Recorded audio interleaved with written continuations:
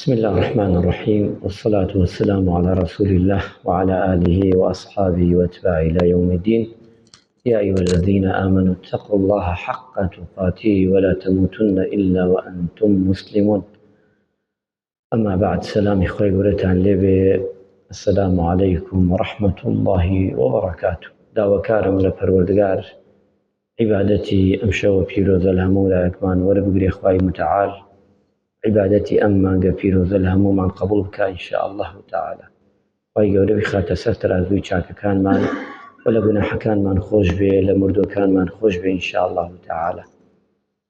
معلومی جەنابتانە عیبادەت یەکێکە لەو ئەرکانەی کە مرۆڤ هەڵی گردووە. خوای پەروەردگار جەلە جەلالوهو کە کاتێ دنیای دروست کردووە مرۆڤی خوڵقاندووە. مرۆڤ بۆچی هاتووەتە سەر دنیا؟ لەبەر مەبەستێک هاتووە. ئەم مەبەستەش ئەبێتە دوو بەشەوە. مەبەستێکیان ئەوەیە خوای پەروەردگار بەشەریەتی هاودێتە سەر زەوی بۆی عیبادەتێکی ڕاستەقینە و دروست و یەکتاپەرستی ئەڵڵاگیان بکەن. هەموو ماندگان بنینە ئەم حەقیقەتە یەکلا بکەینەوە بۆ خوای گەورە. ئەبێ هەموو مرۆڤێ خوا داوای ئەمەمان لێ یەکە. دووەمیان بۆ ئەوەی دنیا ئاوەدان بکەینەوە. دنیا ئاوەدان بکەینەوە. چکە خوای پەروەردگار لە قورئاندا ئەفەرمێ وما خلقت الجن والإنس إلا ليعبدون. واتە هەم مرۆڤەکان هەم جنەکان ئینسانەکان بۆچی دروستکراون؟ بۆ عیبادەتی خوای پەروەردگار جەلە جەلاله. و لە هەمان کاتشدا ئێمە کاتێ هاتینەتە سەر زەوی خوای پەروەردگار ئێمەی داناوە بەچی؟ کاتێ مەلایکەکان گلەییان کرد لای خوای پەروەردگار جەلە جەلاله، وتیان ئەی پەروەردگارە ئێمە عیبادەتی تۆ دەکەین لێرەدا، ئێمە ناتوانین عیبادەتی خوای متعال جەلە جەلاله بکەین وەک چی؟ وەک فریشتەکان. چکە فریشتەکان خوای پەروەردگار دروستی کردوون بەس عیبادەتەکەن، گوناح ناکەن. هەندێک شت هەیە لە ئێمە لە مەلایکە نییە، ئەوان بەس ئەمری خوا جێبەجێ ئەکەن و تەواو. وەک ئێمە نین. هاتن وتیان ئەی پەروەردگارە ئێمە مەخلوقاتێکین دروست کراوین بۆ ئەوەی چی؟ عیبادەتی تۆ ئەکەین. ئیتر ئەم مەخلوقە کە دروست کراوە داعی ناکا دووبارە کە مەخلوقاتێتر دروست بکرێ بەس بۆ عیبادەت. خوای پەروەردگار هاوردی ئەوەی وت بە مەلایکەکان، وتی نە، ئەمانەم دروست کردو عیبادەتی من بکەن، لە پاڵیدا چی بکەن؟ دنیا ئاوەدان بکەنەوە. کە چی بکەن؟ خەلیفەی سەر زەوی بن. خوای پەروەردگار لە قورئاندا هەرە فەرمێ جاعل في الأرض خەلیفە. واتە خەلیفە چییە؟ قەزدی ئەوەیە نوێنەری خوا لەسەر زەوی بەڵام دنیا ئاوەدان کاتەوە. چی شتێک لەسەر دنیادا دنیا ئاوەدان ئەکرێتەوە؟ تەبعاً بە عیبادەت. ئەوەی خوای پەروەردگار کە بە من و تۆ وتێتی بەوە ئەتوانین دنیا بڕازێنینەوە، جوان کەینەوە، چاک کەینەوە، باش کەینەوە. ئێستا تۆ سەر ڕەمەزان بە خەڵکی سەر زەوی لە ڕەمەزانە بە مسلمان و غەیرە مسلمانش ئایا جیاوازیەک نابینی لەیان زەمانەکەی تردا؟ بە تەئکید دەبینی. بچۆ بازاڕێکی تر، بچۆ لای هەر کەسێک مسلمان بێ، مسلمانێکی ئەتوانین بڵێین بەرگێکی تر ها لە بەرگە. نامسلمانش کە مسلمانش نییە ئەحترام و ڕێزی سێرەکەی ئەم مانگەشی نائەگرێ. ئەمە نیشانەی چییە؟ گشتی نیشانەی کە عیبادەتە. عیبادەتەکە پاڵمان پێوەنا کە چی بکەین؟ ئێمە کار و کردارێکی جوان بکەین لەسەر زەویدا بۆی دنیا ئاوەدان بکەینەوە. چونکە ئەمڕۆ دنیای ئێمە زۆر پێویستمان بەوە هەیە کە دنیامان ئاوەدان بکەینەوە بە عیبادەت، بەشتی جوان، بەشتی چاک. ئەزانن ئێمە کاتێک خوای پەروەردگار ئومەتی ئیسلام، ئومەتی پێغەمبەر عەلەیهی سەڵات وەسەلام، ئێمە ئومەتێکین،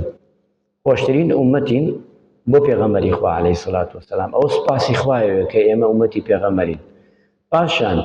ئێمە ئومەتی پێغەمبەرین عەلەیهی سەڵات وەسەلام، ئێمە یەکەم ئومەتین، ئاخر ئومەتین لە دنیا، بەڵام یەکەم ئومەتین کە محاسەبە دەکرێن و لێمان دەچێ بۆ بەهەشت و لێمان دەچێ بۆ دۆزەخ، خوا پەنامان بدا لە دۆزەخ. بەڵام ئەم ئومەتەی کە ئومەتی پێغەمبەرە عەلەیهی سەڵات وەسەلام جیاوازیەک ئەبینی لە ئومەتەکە لە ئومەتەکانی تردا. چکە ئێمە ئومەتێکین هەندێک عیبادەت خوای گەورە داینا بۆمان بە ئەجرێکی یەکجا زۆر. چکە کاتێ ئێمە باسییان کرد لای هەندێک لە قەومان و گەلانی تر پێشی ئێمە وتیان ئومەتێک دێ ئەم ئومەتە تەمەنیان لە نێوانی 60 و 70 ساڵە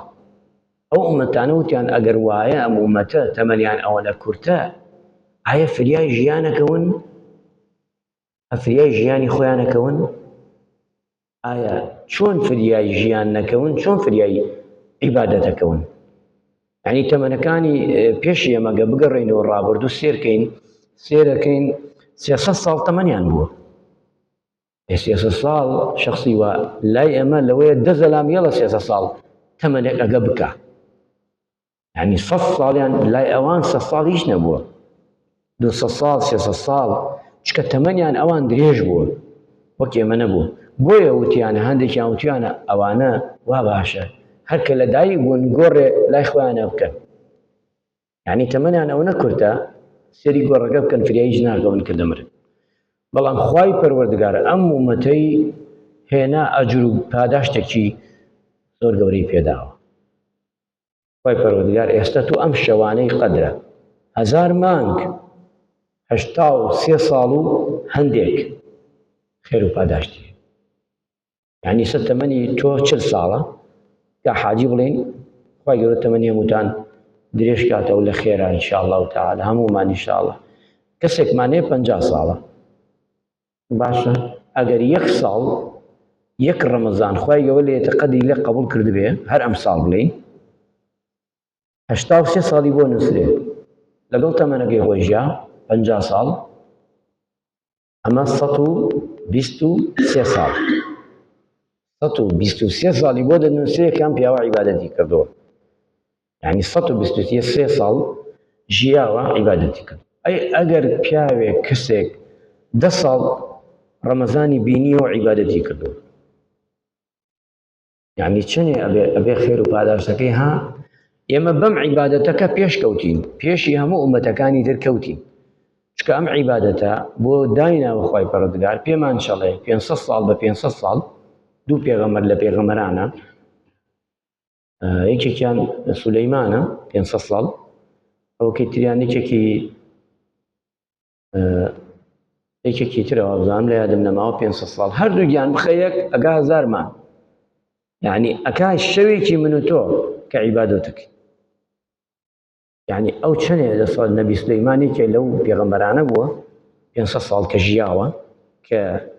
پێغەمبەرایەتی کردە یعنی نیمەی ئەم شەوە ئەگرێتە موکوینی ئەوە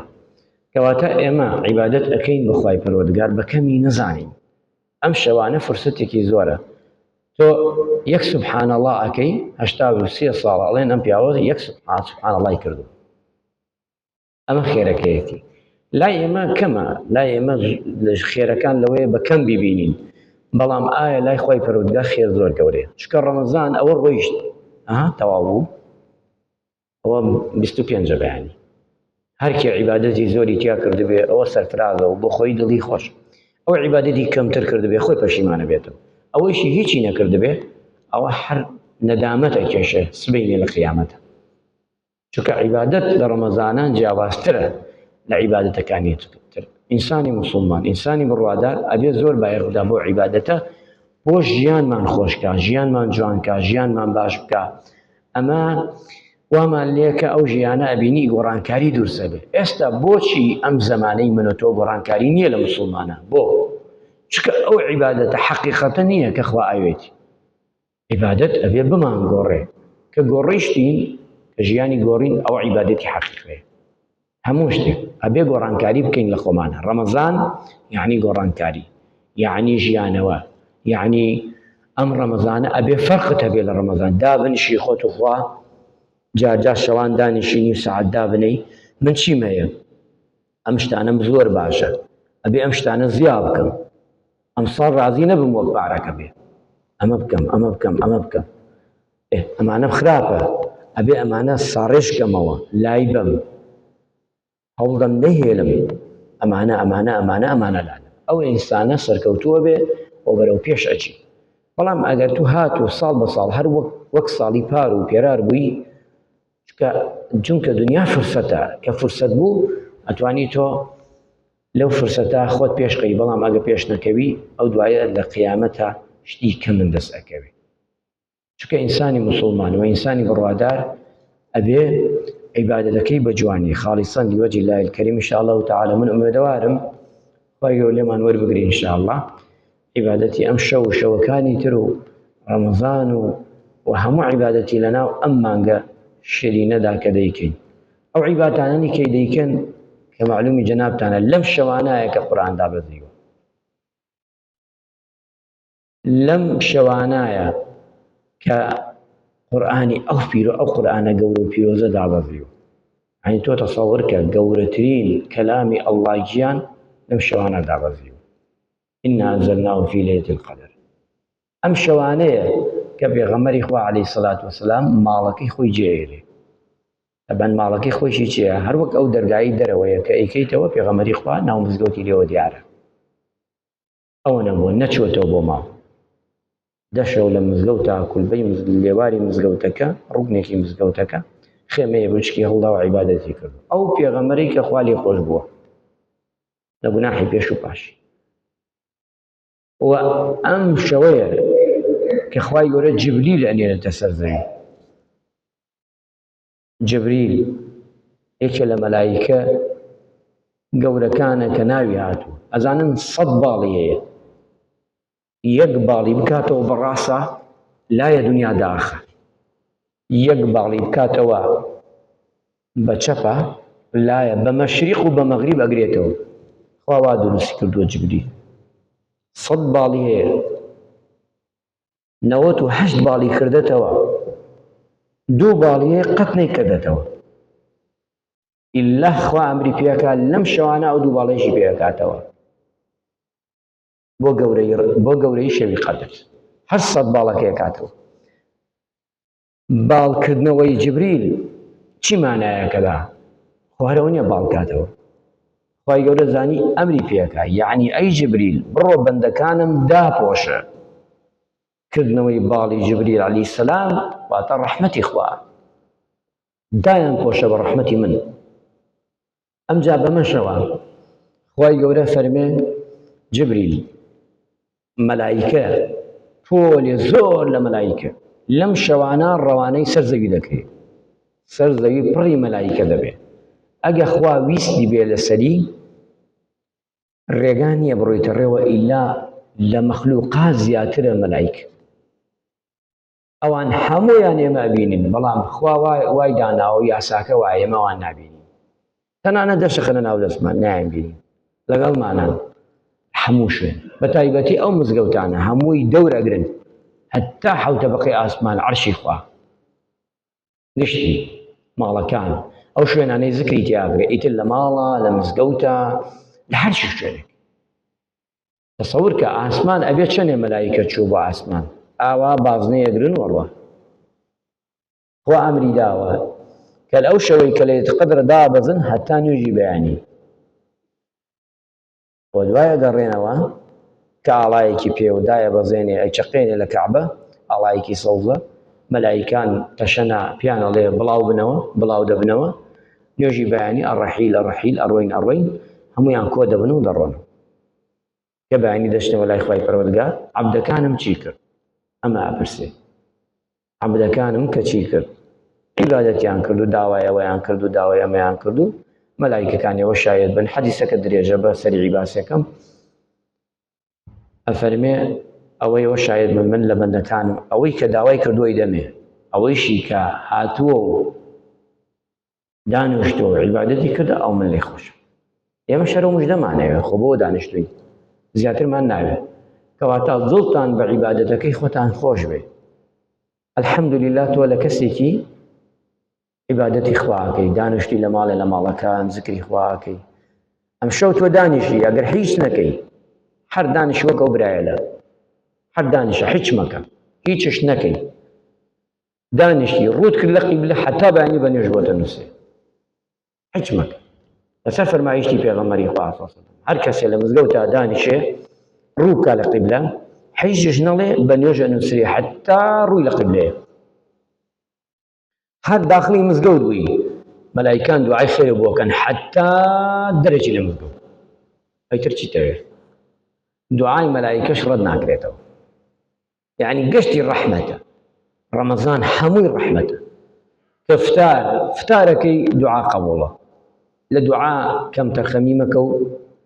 وریا بە خۆت مەشغوڵ مەکە بەشتی خورمایەک و ئاوێک و ئەمە بێرەوە ئەمە بێرە ئەمە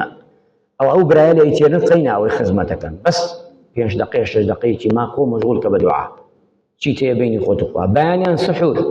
لە سحورە لە ماڵی دوعا بکە قورئانەکەت دەخوێنی ذکری زیاتر بکە هەمووی ئیمانداران قەت دڵتان لەوە نەمێنێ بڵێ وەڵاهی لەوەیە ئەوە ئەمە نە بەڵکو ئەمانە بەخوا هەمووی دێتە ڕێگامان هەمووی بەس گرنگەوەی هەمومان نیەتمان خوا بێ کە خوا بەشکەم لە قیامەتە بمانداتێ بەدەستی ڕاست نەیداتە ناو چاومانە خوای گەورە لە من و لە ئێوەش قبوڵ بکاو یا ربی خوای لە تەپاڕێنەوە عیبادەتی مانگی ڕەمەزانمان لێ وەرگری ئەڵڵای گیان یا ربی خوایە